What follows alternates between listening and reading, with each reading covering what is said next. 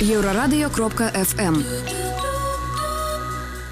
Вітаю ўсіх слухачоў Еўрарадыё. Студыі для вас працуе Зміцер Лукашук. Наш стрым, як звычайна, можна і слухаць, і глядзець праз аккаунты Еўрарадыё ў сацыяльных сетках Facebook, Аднакласнікі, ВКонтакце, на канале YouTube. Пазнаёміць жыхароў Ліды з дзейнасцю актыўных і праслаўленых ураджэнцаў Лідчыны, якія рэалізавалі сябе ў сферах спорту, мастацтва, сацыяльна арыентаваных праектаў, вырашылі мясцовыя актывісты. Знаёмства запланавалі на 8 лістапада ў фармаце фестывалю пад назвай «Лідскія». Што з гэтага атрымалася ці не атрымалася, мы сёння і пагаворым пра гэта з маімі гасцямі ў студыі. А гэта Егор Урбанович. Так, добрый день. И Артем Гаврон. Добрый день, шановное господарство. Давайте, может быть, с самого початку. Як народилась идея провести такой фест? И коли она народилась? Ну, вообще идея у нас пошла с того, что мы сделали проект Бэкин 1323. То есть как... Ну, вот ваше предположение, 1323 это что? Ну, а вот не ведаю, что вам сказать. Это... Так сказать, дата... 1323 год, дата заснавання города Лида. Верно, да. То есть... мой, логичный ланцужок. Логично, ну, немногие тоже так само с первого раза отвечают. Вот, зародилась у нас такая идея в формате телеграм-канала. Это было весной. Вот, сначала мы думали как-то, ну, по-своему осведомлять новости, ну, так как у нас как бы очень много каких-то сайтов, каких-то страничек, ну, в социальных сетях, но все это как-то очень скучно подается, как, в принципе, везде в регионах. Вот мы так что-то делали, какие-то новости, и потом мы просто решили в конце лета надо как-то о себе больше, громче сказать, дабы собрать какую-то аудиторию. Мы тут робим такое вот, что нечто активное, а про нас мало ведают. Ну, да. Ну, мы и хотели как бы сделать активное, мы решили сделать такой формат мероприятия «Лидские». То есть мы как бы везде брендируем это, хэштег «Лидские», чтобы никто не стеснялся как бы своей родины. И вот собрали вот большой список, практически такой же, как вы видите на афише, и решили делать мероприятие в пространстве галереи в конце лета, 31 августа. Давай дадим слово Артему. Да, давай. Артем, наколькі вот я-то ведаю, что Ліда выдатны город, зараз яшчэ адзначыўся, мало того, что там пиво добрае вараць, так яшчэ адзначыўся тым, что помнік Гэдэміну поставили. У мяне сябра, мой аднакурснік жыве ў Лідзе. Вот я ведаю, что ёсць дастаткова вядомыя зараз папулярныя асобы. Таксама з Ліды яны панаехалі ў Мінск, але я так разумею, что ўсё ж таки спіс можна было працягваць. Вот як вы выбирали, хто вот кім ганарыцца можа сённяшніх наших ваших суайчыннікаў Ліда? Ну, на самом деле, сразу мы... Тот список, на котором мы остановились, это такое первое, что пришло в голову. Вот. И в дальнейшем мы хотели, возможно, это не единожды проводить такой фестиваль. На самом деле их очень много. На самом деле их очень много. Вот. Просто с кем, кто вот попал сразу в наше поле зрения, тех мы и взяли, с кем как бы получилось договориться. Потому что были те, с кем у кого-то не получалось там по дате, не сходилось. То есть, ну и в итоге сформировался вот такой именно список. Ну добра, вот скажем, возьмем Пальчыса и Белауса. Так. Яны паўсюль заяўляюць, что мы тут з Ліды, вот я тут еду ў Ліду, піша Пальчыс на сваю радзіму ў Фейсбуку и гэтак далей. Гэта вядома. А да прыкладу для мяне, хоць я давно знаёмы з Іванам Кірчуком, для мяне сюрпрыз, что ён лічанін таксама. Вот все-таки шмат таких людей, якія можа даўным-даўно з'ехалі з Ліды, уже можа і забыліся ўсе, што яны лідскія, і вот тут наты. Вот як вы гэта прыгадалі? Ну, у вас там недзе ёсць такі спіс ганаровых. Мы всегда ведали, что Кирчук с Лидский, он сам это не скрывал нигде, что это его малая родина. Как бы... Мы просто как бы знали, что вот Иван Иванович, он из Лиды, и как бы первым делом, ну, то есть... Это первый человек, которого мы вообще предложили, и которого мы позвали вообще ехать, как бы. Мы вас ждем на фестиваль. Егор, але вот ўсё ж таки, калі вот хтосьці з вашых ну па ўзросту вам людзей, сяброў з іншых гарадоў там цікавіцца, спытае: ну вот Ліда, а вот каго вы можете назваць вот з Ліды, вот сённяшніх, вот першы у галаву хто прыходзіць? А з Лиды? Пальчица и Белоуса не называть. Авдевич, Александр Авдевич. Человек, который занимается, как бы, ну, не знаю, мне кажется, всеми инклюзивными делами, которые касаются инклюзии вообще в Беларуси, везде мелькает эта фамилия. Он вообще прославился, как сделал кругосветное путешествие, получается, проехал Европу на специализированном хендбайке, ну, для людей с ограниченными возможностями. И о нем тогда уже заговорили. И сейчас он как бы активно тоже ездит по Беларуси со своими проектами касательно трудоустройства людей с ограниченными возможностями. И мне бы хотелось таким человеком гордиться даже в первую очередь. Говорить, что вот это вот наш Лидский. Артем, а вы? Я могу добавить, например, Сергея Русака. Вот Сергей участвовал в фестивале в улице Бразил, вот как бы его работы на улице Октябрьской, например, тоже как бы есть.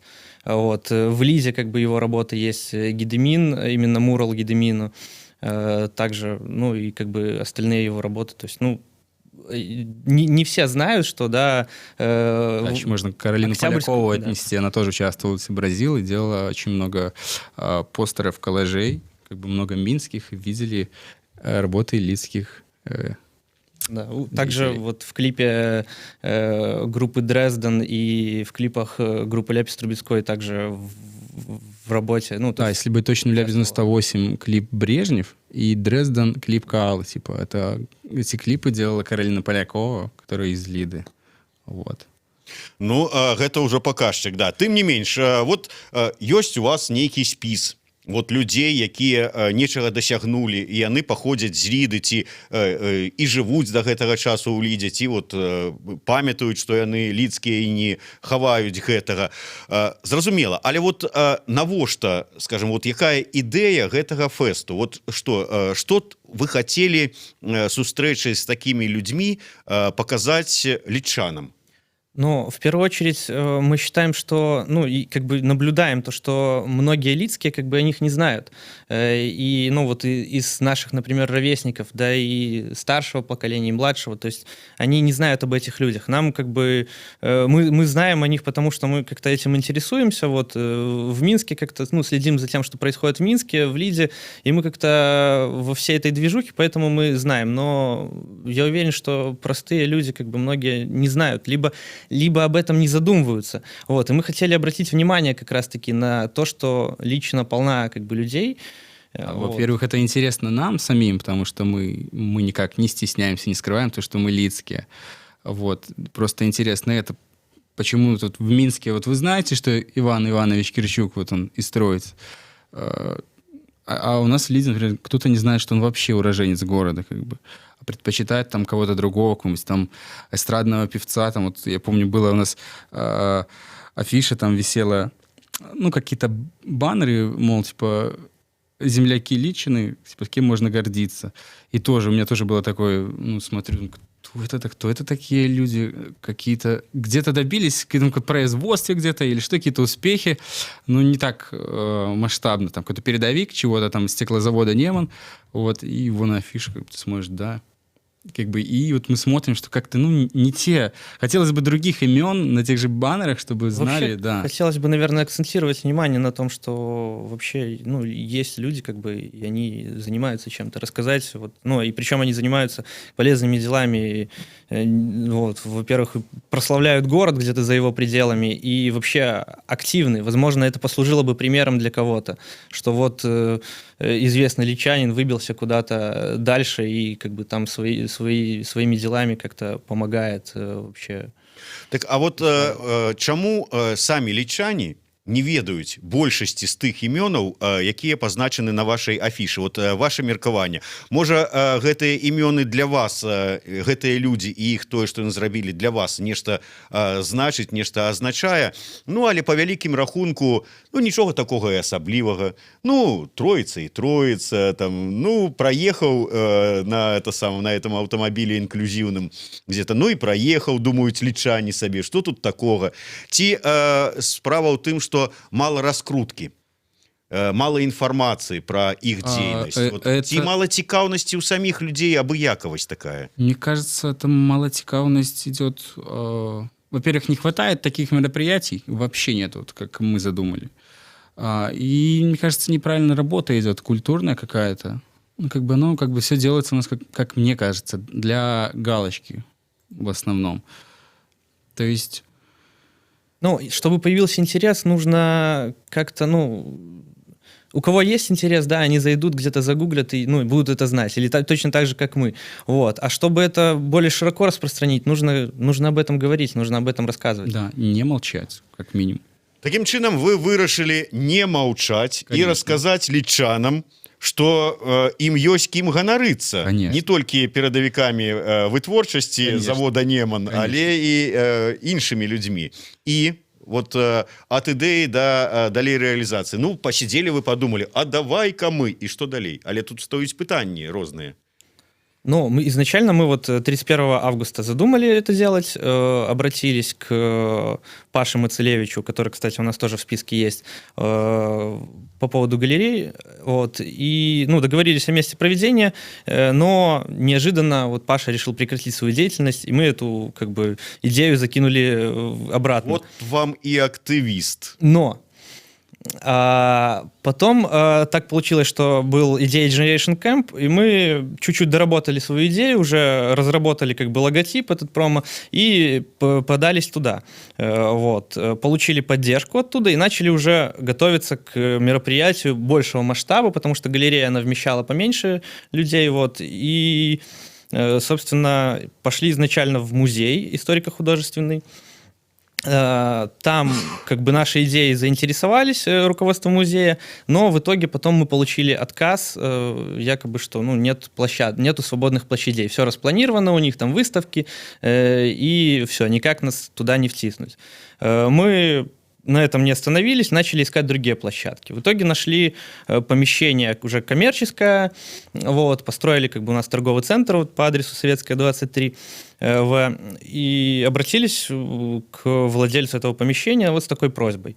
Он воспринял нашу идею хорошо, сказал: хорошо, ребята, ну, вот мы с ним договорились и уже начали договариваться со всеми теми, кого мы хотим пригласить, с партнерами, начали продумывать вообще, на какие темы мы будем говорить, что вообще мы там будем делать, и вот, собственно, до последнего к этому готовились, думали, как мы будем делать фотозоны, вот это все прочее. Давайте вот это вот «але» мы покинем на крыху далей. Мне просто вот цікава, вы дамовіліся з пляцоўкай і толькі тады пачалі складаць спіс удзельнікаў. Конечно, когда мы уже полностью уверены, что у нас есть помещение, куда мы позовем людей, пригласим, как бы только после этого. Ну, как бы, как нормальный организатор так делает, когда есть место, где выступать, тогда ты продаешь билеты или приглашаешь людей, или говоришь об этом мероприятии. Ад самага пачатку было заявлено, что мерапрыемства будзе бесплатным. Да, это вообще наша идея, что, во-первых, почему надо за это заплатить? Как бы мы же идем с позиции как рассказчиков, хотим рассказать. Когда ты хочешь рассказать, то я считаю, что за это не нужно платить. Как бы мне вот интересно. Вот мне интересна афиша, вот как не организатору, как зрителю, интересная афиша. Вход вольный, почему бы и не прийти? Почему бы не прийти послушать? Даже как, Ну, и пришел, аудитория ушел. шире получается. И да, и этим самым мы бы затронули больше аудитории. То есть мы так рассчитывали, что мы от этого мероприятия, тем, что мы делаем его бесплатным, получим больше профита, чем ежели мы будем назначать какую-то цену за него. Мы зараз перарвемся на невялічкую паузу, кароткі выпуск навінаў на Еўрарадыё. Я нагадаю, што ў нас у гасцях Артём Гаўрон і Егор Урбанович, грамадскія актывісты з Ліды, якія задумалі зрабіць фестываль «Лідскія». Што з гэтага атрымалася, вы даведаецеся ў другой частцы нашай праграмы.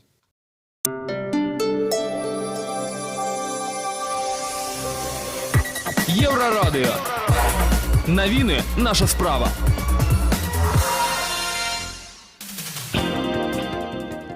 Вітаю, каротка пра асноўныя падзеі. Беларусы сталі значна меней рабіць закатак. Сёлета цікавасць да такіх нарыхтовак знізілася амаль на 10%. Пра гэта сведчаць вынікі вывучэння спецыялістамі Яндекс пошукавых запытаў са словамі на зіму.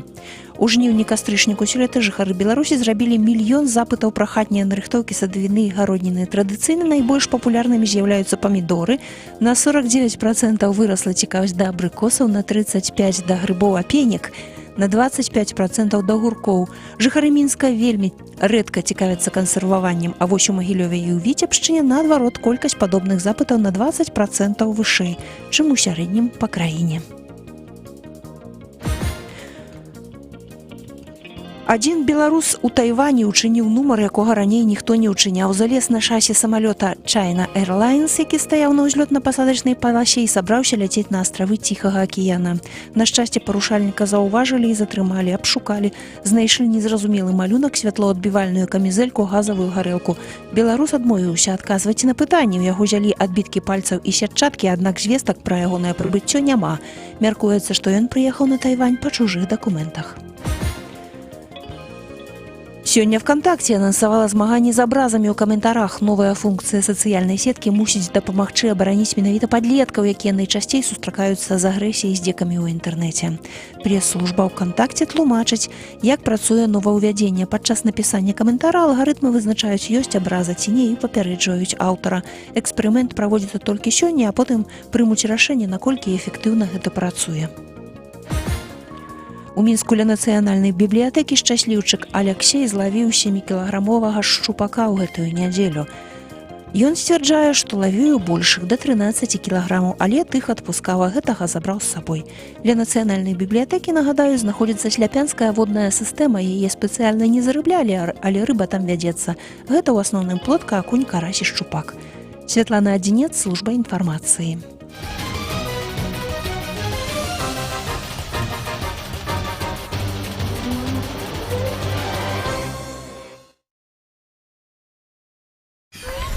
Еўрарадыё.фм. Вяртаемся ў студыю Еўрарадыё. Для вас працуе Зміцер Лукашук, і разам з Артёмам Гаўронам і Ягорам Урбановичам мы расказваем вам пра фэст лідскі, які хлопцы задумалі зрабіць і анансавалі яго на 8 лістапада. Знайшлі пляцоўку, выбралі спікераў і вырашылі, што гэтыя спікеры, ураджэнцы Ліды, пазнаёмяць са сваёй актыўнасцю і сваёй дзейнасцю сваіх суайчыннікаў. Тым не менш, што здарылася? Вось ці чакалі вы нейкі, што раптам узнікнуць нейкія непрыемнасці, Артём? Ну, на самом деле нет. Мы уже настолько были вовлечены в это все, мы уже все планировали, как у нас что будет, где у нас что будет стоять, какие фотозоны мы сделаем, вот, и как вообще организуем все мероприятие. Но внезапно вот в пятницу прошлую нам позвонили, позвонил арендодатель и сказал, что вот на него ему начали звонить, там приходить различные структуры, вот, и началось давление. Давайте пятница минулая, гэта фактычна 2 дні, 3 дні таму было. На гэты момант у вас ужо былі гатовыя афішы, да. Ужо працаваў ваш сайт адмысловы, лідскі, я покажу яго, такі сайт, які калі пракруціць, то тут бачны фота і там спіс планаваных удзельнікаў фестывалю. То есть все гэта ўжо было готово. Да. І пятніца, ўсё готова, афішы надрукаваныя, сайт працуе, кожны можа зайсці і паглядзець, хто будзе, з кім ён можа сустрэцца, прыйшоўшы на фестываль, і... Ну, и в итоге... Аднекуль пачалі званіць, а нехта пачаў прыходзіць. Ёсць нейкія конкретныя, хто пачаў прыходзіць? Ну, дело в том, что не к нам приходили, а пришли к нашему арендодателю, вот, и началось, вот это типичное давление, чтобы, грубо говоря, ему сказали, что это мероприятие вам проводить нельзя. Вот, не к нам, с нами никто не связывался. Если бы с нами как-то связались и сказали, что там кого-то мы не хотим видеть или мы не хотим проводить, мы бы что-то придумали, перенесли бы на другую дату или еще что-то. А так мы вовсю готовимся к мероприятию и в итоге узнаем, что в аренде нам отказано, потому что человек не хочет в это ввязываться, у него свой бизнес, он нас пустил не из-за того, что он там Вот, до речі, я хотів спытацца, можа гэта такі хітры бізнес-ход, каб з вас болей грошай за аренду ўзяць? Хлопцы, у меня тут проблемы, но их можно вырашить, коли вы мне еще докинете там сверху там пару сотен. Дело в том, что об этом даже речи не шло. Просто человек сказал, что я не смогу вас пустить провести это мероприятие. То есть, ни о какой там повышенной стоимости аренды ни о чем речь не шла. Да и, я не думаю, что человек внезапно так вот стал бы себя вести. Тем более, что до этого у нас были хорошие отношения. Ну, добра, вот я ставлю сябе на ваше месца. Я запланаваў нейкае мерапрыемства. У мяне ўжо ўсё, фактычна готово. І тут арендадаўца мне тэлефануе і кажа, вот такая вот, Зміцер, ерунда. Атрымліваецца, што я першае раблю? Я раблю, хто конкретно вам званіў, дайте мне нумар телефона, я звяжуся з гэтымі людзьмі, паспрабую вырашыць пытанне. Так, мы спросили, кто, что... Он назвал, арендодатель назвал много каких-то структур, что, мол, и отдел культуры недоволен, отдел культуры недоволен, мол, сделали акцент, что это мероприятие какой-то политический контекст имеет, хотя мы его вообще нигде не видим там.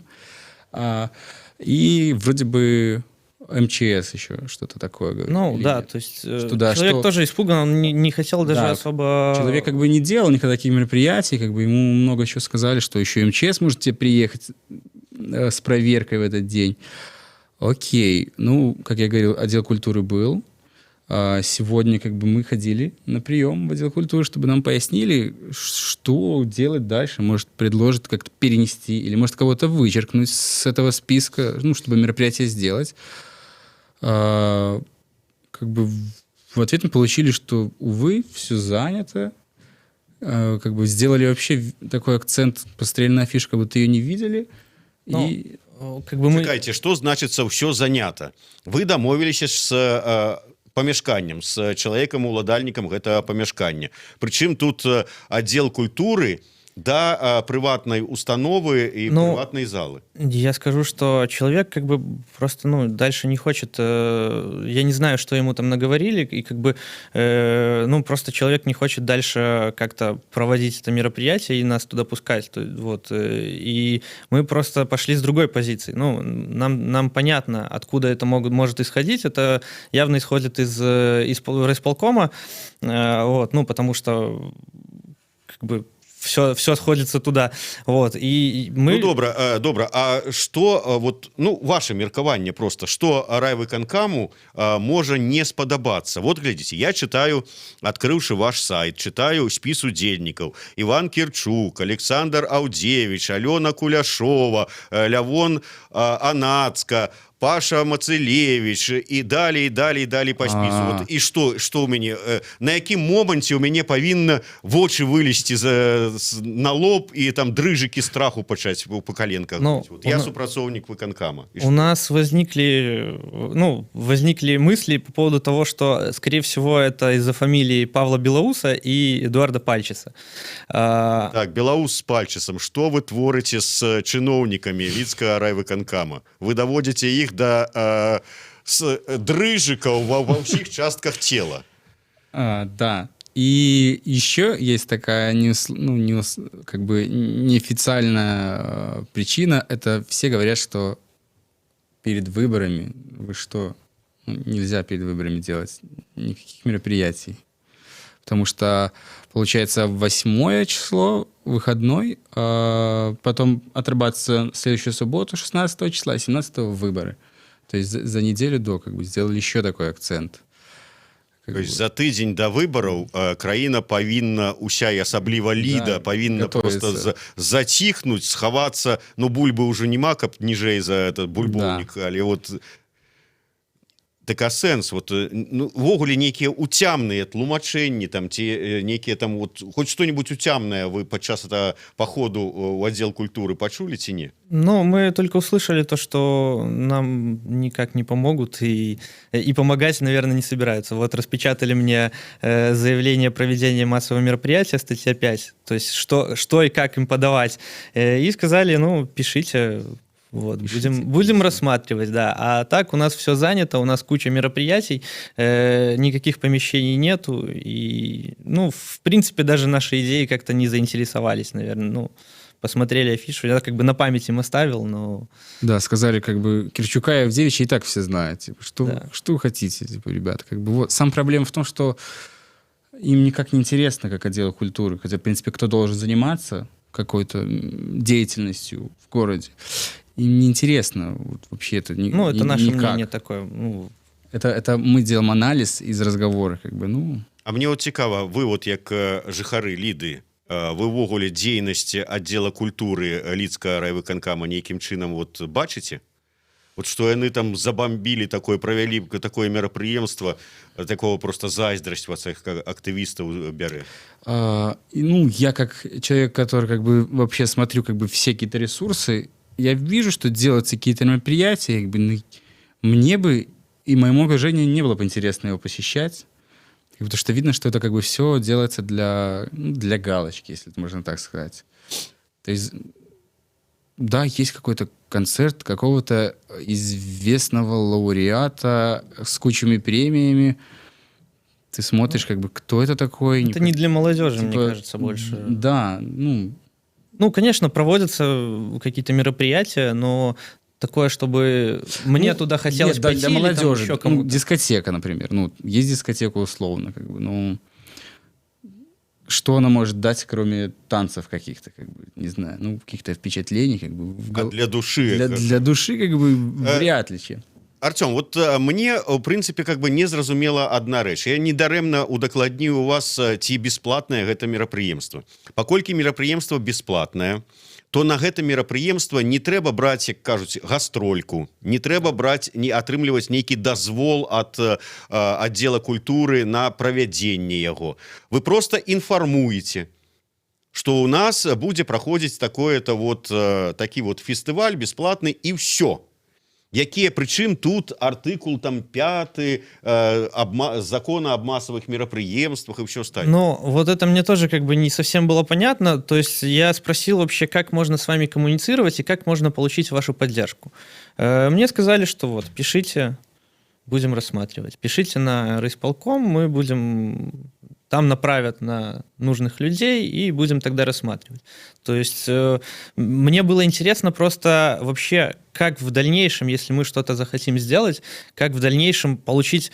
нам не нужно там денег каких-то от властей, как бы, ну, от отдела культуры. И, просто, во-первых, нам хотелось бы, чтобы нам не вставляли палки в колеса, наверное, это первое. Вот. Ну и вот столкнулась такая вот ситуация, что... нужна площадка. Вот я спросил, как вот если мы захотим у вас где-то провести, как нам с вами вести коммуникацию? Ну, мне сказали, вот распечатали, сказали, пишите заявление. Скажите, вот у вас у программе той же самой есть Паша Белаус. Я думаю, что вы з ім так на асабістых стасунках добра знаёмыя. Яны не один раз праводзілі мерапрыемства такога ж кшталту. Той же самы вот да 5-гадовага юбілея Сымбальбай праходзіла мерапрыемства таксама бесплатнае. Вы позвонили адразу яму і сказали: вот, Паша, як дасведчаны чалавек, патлумачна, як нам лепей дзейнічаць? Ну, конкретно к Паше Белоусу мы не звонили, мы звонили тоже, например, Артсядиба, как бы, ну, нам просто сказали, что как бы ситуация очевидная, потому что как бы в Минске, когда ты что-то делаешь, ты можешь как-то, ну, надавливать, или та же самая вот, вы говорите, Симбалбал делал концерт в песочнице. Я думаю, что просто сами владельцы этой песочницы, они как бы понимают курс дела. У нас же по-другому, это все впервые для людей. И люди начинают просто бояться сразу. Просто, ну, закрывается все. Ну, извините, ребята, мы с вами не будем работать. И выбора у нас нет таких площадок. И мы понимаем, что даже с тем отделом культуры нужно работать, как бы, очень много разговаривать, потому что, ну, они как бы очень дико как бы ставятся к этому. И если мы как бы начали как-то действовать радикально, то, возможно, мы бы как бы себе перечеркнули что-нибудь и вообще в том дальнейшем ничего не смогли бы делать. Как бы мы сейчас так ставимся, чтобы, ну, не обвиняем никого, ни отдел культуры, ничего, потому что мы хотим и дальше как бы что-то пытаться делать. Вот. Атрымліваецца, я так разумею, сітуацыя такая, кому-то нешта не спадабалася, можа Да. быць якое імя ў афішы, яны Да. там что-то, можа быць, намікнулі уладальніку памяшкання, уладальнік памяшкання нават не паспрабаваў сказаць, хто вы такія, прычым тут вы, у мяне тут прыватная ўласнасць, адразу вырашыў, ай, могуць же ж быць нейкія там праблемы, а Да, можа быць, да. а навошта гэта трэба, навошта мне это связывацца, так сказать, ну, не будем казаць гучныя словы, типа спалохаўся, ну, вырашыў перастрахавацца и все остальное. То есть вот так вот выглядае, что... Конечно, мы бы все понимаем, что как бы по сути оно прекрасная мероприятие... ситуация, вы же понимаете. Да, вы же понимаете, как бы понятно, что мероприятие, оно бесплатное, но не запрещенное, как бы, ну, можно, не надо Формально никаких нет гастроек. такой бумаги, которая бы запрещала. И формально бы никто бы и не приехал, по сути. Ну, представьте, вот у нас там человек 300, и приезжает МЧС эвакуировать людей, как бы, и все это снимают на видео, на фото, и как бы там прославился в лицке МЧС, можем так сказать. Ну, только с плохой стороны себя зарекомендовал. Как бы, ну, все это понятно, но как бы вот, ну, людям сложно что-то говорить, типа вот если им позвонили, сказали, то все. Добра, я так разумею, да, что вы ў такой сітуацыі, что вам асабліва і гэтаму ўладальніку памяшкання няма чаго сказаць, Конечно. то есть не будешь же апеллировать, ты ж свободный человек у свободной краине, Конечно. поставил там как Да, мы тоже понимаем, да. спину, грудь наперед и скажи, пошли их там усіх и все, тоже не скажешь. С отделом культуры так само, я так разумею, ничего им не докажешь. То есть яны вам не сказали, да, это мы позвонили. Нет, они нам не сказали ничего. Я как бы вот дал афишу посмотреть. Ну, рассказал, что вот мы проводим такое мероприятие, оказались без помещения. Ну, они посмотрели на афишу, как первый раз видят, и сказали, ну, ничем помочь не можем. Ага, то есть, может, и не от их звонили, а там товарищ майор мясцовый звонил. Там. А не было такого, там, типа, Светлана Александровна, отойдемте в бок, а давайте мы Белоуса с Пальчисом выкреслим со списков, и тогда вот все решится? Нет, не было такого. Не было даже, ну, нам просто сказали, что вот Александра Авдевича и Ивана Кирчука все знают, поэтому, ребята... Ерундой занимаетесь, вы еще... Ну, Да. как бы не сказали, что ерундой, прям там так не сказали, но сказали, что их и так все знают. Добра, на заканчэнне ўсё ж таки ёсць варыянт, што вы зможаце неяк выруліць эту сітуацыю, там іншае памяшканне ці даты хаця б на 18 лістапада перанесці. Ну, я образно так. Образно мы не собираемся как бы это мероприятие ставить крест на нем. Пока что из альтернативных площадок это сделать мероприятие за городом. Ну, так как пока погодные условия, как бы, если мы не найдем какое-то помещение в городе, условно, то мы его обязательно проведем весной уже, когда потеплеет, сделаем на открытом воздухе, на сядибе. Вот так как бы. Пока что будем бороться. Ну, будем змагаться. искать. Будем искать. Мы как бы на выходы, этом как бы. не собираемся останавливаться. Ну, я спадзяюся, што ўсё ж таки атрымаецца, тым больш, што сапраўды ідэя мне спадабалася. Я думаю, што не толькі лідскім лічанам трэба было б вот так вот расказаць пра сваіх славутых землякоў, прычым не з далёкай мінуўшчыны, а тыя, якія жывуць вот зараз побач з намі, робяць і працуюць нейкія праекты, там нешта робяць, і можна на іх паглядзець, там з імі павітацца, пацікавіцца іх працай і нешта самому рабіць. Гэта важна было б зрабіць і ўсім астатнім, таму што, безумоўна, ёсць такія людзі, якімі можна ганарыцца і ў Гарадзеі, і ў Маладзечна, і ў Гродна, і ў Гомеле, і я нават, это ўжо я бяру цэнтры, але і ў невялікіх гарадках ёсць кім ганарыцца, і это такое можна было б правесці. Там лідскія, маладзечанскія, валожанскія, вілейскія і гэтак далей. Щучинские. Шчучынскія асабліва. Гэта пасля навіны пра Шчуку і пра Шчупака. Дзякуй вялікі, Артём Гаўрон, Егор Урбанович, арганізатары фэста лідскія, які я спадзяюся ўсё ж таки ім атрымаецца зладзіць. Дзякуй вялікі. Дякую. Спасибо.